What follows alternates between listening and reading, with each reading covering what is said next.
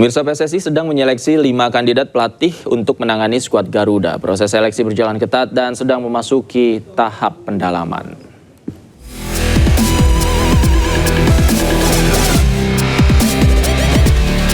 Pencarian pelatih baru Timnas Indonesia memasuki babak penting. Setelah berpisah dengan Patrick Kluivert pada pertengahan Oktober 2025, PSSI kini tengah menyeleksi 5 kandidat pelatih yang disebut sebagai opsi terbaik untuk menangani skuad Garuda. Ketua Badan Tim Nasional Sumarji memastikan proses seleksi berjalan ketat dan sedang memasuki tahap pendalaman. Perkembangan pelatih timnas, ya. Artinya udah menemui titik terang, Pak? Saat ini kan sudah disampaikan 5, itulah yang sedang kami dalami. Tadi juga saya bicara sama Alex barusan, diskusi berkaitan dengan itu, dan kelima-limanya tentu nanti akan sekarang ini sudah selesai sebenarnya, tinggal proses pendalamannya, tinggal nanti bagaimana proses selanjutnya. Kembali lagi, dari kelima itu kan pasti akan dipilih satu kan. Nah, kembali itu nanti semuanya melalui mekanisme yang benar, dan Ketua Umum juga sudah menyampaikan kepada saya agar supaya menjalankan sesuai dengan mekanisme yang ada, dan insya Allah itu akan menemui hasil yang sangat baik, positif. Pelatih asal Uzbekistan, Timur Kapadze, menjadi salah satu kandidat pelatih skuad Garuda. Kepala Badan Timnas Sumarji sudah mengusulkan nama Kapadze kepada Direktur Teknik PSSI sebagai kandidat pelatih kepala. Timur Kapadze dianggap memiliki paket lengkap sebagai pelatih modern muda, visioner, dan sukses di level pembinaan usia muda. Namun minimnya pengalaman di level senior menjadi catatan penting bagi PSSI.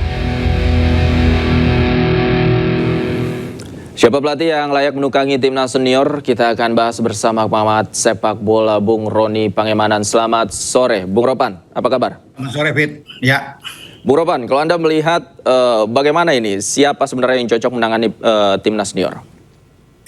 Iya, dari 5 nama yang masih dirahasiakan oleh PSSI, memang kalau bisa dikatakan ya sudah terang benderang adalah satu nama yang sudah muncul, yaitu Timur Kapadze. Dan saya pikir cocoklah kalau Timur Kapadze. Kenapa saya bilang cocok? Karena dia pernah menangani bukan saja yang dibutuhkan bahwa pengalaman di timnas senior, tapi di berbagai level. Kalau bicara berbagai level, maka dia sudah menangani Uzbekistan U19, U23 sampai dia masuk ke caretaker, masuk ke tim senior dan bisa membawa tim itu lolos, walaupun kemudian diganti oleh Fabio Cannavaro, dia jadi asisten dan sekarang dia mundur. Artinya ini sinyal ketika dia melepas jabatan itu bahwa dia kosong dan ini bisa diambil oleh PSSI. Dan banyak juga yang sudah mengatakan di Uzbekistan, mungkin surat kabar di sana, bahwa peluang dia untuk menangani tim Indonesia itu terbuka sangat besar, dan saya rasa itu bagus buat kita ya. Bagusnya juga karena dia masih muda, itu yang paling penting, masih 44 tahun. Artinya kalau pelatih di bawah itu masih fresh, ya. Kemudian dia mampu bisa meredam, bisa menyejukkan ruang ganti, itu penting. Ya, kemudian satu lagi, komunikasi dia baik, ya, dengan pemain, kemudian dengan federasi, itu kan yang menjadi tuntutan, dan juga dengan supporter. Nah, dan yang paling penting adalah satu fulus. Nah, dia masuk di antara semua kriteria itu. Kenapa saya bilang fulus? Karena harus ada juga bicara bergening dengan harga tidak terlalu tinggi dan PSSI bisa menjangkau itu. Kalau ambil pelatih yang di atas yang kualitas tinggi, misalnya seperti Roberto Mancini atau siapapun itu, mau Van Gaal, akan berhitung kembali dengan pengeluaran kos yang tinggi. Ya, kalau gaji sudah di atas 5M, tentunya ini akan menjadi pemikiran yang sulit bagi PSSI. Membayar dengan 1,3, 1,4 aja ngos-ngosan, apalagi dengan 5M. Makanya dengan Timur Kapadze ini itu cocok. Nah, kalau dia, apakah dia sudah datang kan ke Indonesia, walaupun mungkin tidak akan bersentuhan dengan federasi, tapi ketika dia datang ke sini, saya pikir ini sudah terbuka. Begitu, Fit. Baik. Tapi selain nama Timur Kapadze, ini muncul juga kandidat baru pelatih timnas Indonesia yang tak kalah menarik, yaitu Heimir Hallgrímsson. Dan berikut kita saksikan terlebih dahulu profilnya. Ya, nama Hallgrímsson juga disebut-sebut, Bung Ropan. Analisa Anda seperti apa? Iya, ketika minggu lalu atau 2 minggu lalu ya, saya coba berbicara dengan Ketua Umum Pak Erik ya, untuk menanyakan kira-kira kriteria untuk pelatih timnas ini siapa, dan beliau mengatakan ya itu persentase tertinggi itu dari Eropa. Di waktu itu ya kita tidak tahu ada perkembangan yang berubah. Kalau bicara dari Eropa ya mungkin salah satu ya dengan Heimir Hallgrímsson, mungkin walaupun juga ada nama-nama lain ya dari Belanda juga muncul kan. nama. Tapi kalau bicara dengan sosok ini ya secara pengalaman di timnas senior, dia tentunya lebih bagus dibandingkan dengan Timur Kapatse. Tetapi kembali lagi, apakah cocok di dalam deal-deal untuk kontrak dia? Ya tentunya akan dilihat dulu gaji dia berapa, kontrak dia berapa, apakah ini seimbang dengan apa yang dia dapatkan ketika di Islandia atau di Irlandia.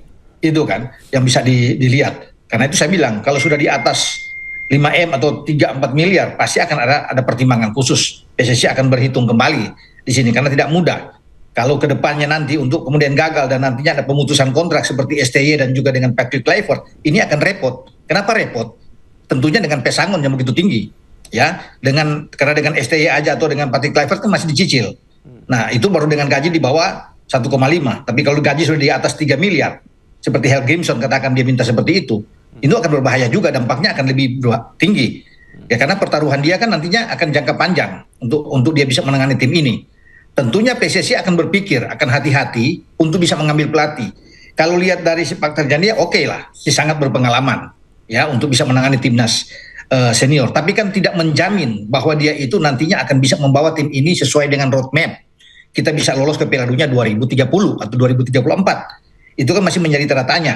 Ya bisa saja di tengah jalan tiba-tiba ada tekanan yang luar biasa dan kemudian ada pengambilan lagi keputusan dia dipecat. Nah ini akan banyak pertimbangan dilakukan. Makanya PSSI saya lihat hati-hati untuk bisa melakukan ini karena ada pertimbangan-pertimbangan itu termasuk dengan yang paling fundamental atau krusial adalah bagaimana menciptakan bahwa gaji dia itu rendah, jangan terlalu tinggi, kontrak dia jangan terlalu tinggi. Nah ini kan pasti akan ada tarik ulur. Nah, kenapa saya bilang tadi dengan Kapatse masuk? Karena kalau soal gaji dia aman. PSSI masih bisa jangkau. Tapi dengan pelatih asal Eropa, ini pasti akan di atas 2M. Itu yang menjadi masalah. Begitu. Kecuali ada duit, PSSI punya duit, silakan. Gitu. Seperti Anda katakan tadi, faktor fulus ini sangat menentukan ya bagi keputusan PSSI. Terima kasih Bung Ropan atas analisanya. Terima kasih juga sudah bergabung bersama kami di Anju Sore. Selamat sore, sehat selalu. Selamat sore. Pemirsa, pohon mahoni besar dengan ketinggian 20 meter Kamis siang tumbang dan menutup ruas jalan Sisingamangaraja arah Bundaran Senayan Jakarta Selatan. Besarnya pohon membuat proses evakuasi berlangsung lama.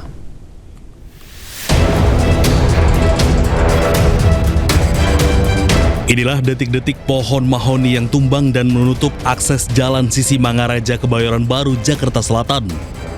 Diduga pohon tumbang karena terjadinya pengoroposan di bagian akar. Akibat pohon tumbang ini, akses jalan dari Blok M menuju Bundaran Senayan tertutup. Petugas gabungan yang tiba di lokasi berusaha mengevakuasi batang pohon. Satu persatu pohon dipotong menjadi bagian-bagian kecil menggunakan gergaji mesin. Pohon ini terjadi tumbang kira-kira 1 jam yang lalu ya Pak ya. 1 jam yang lalu, jenis pohonnya itu pohon mahoni laki. Diameter kurang lebih 350 cm. Dan ini terjadi di Jalan Sisingamangaraja, persisnya di depan kantor Deplu. Tak ada korban jiwa akibat kejadian ini, namun satu kendaraan yang tertimpa pohon mengalami kerusakan. Dari Jakarta, Helmi Sajambati, iNews melaporkan.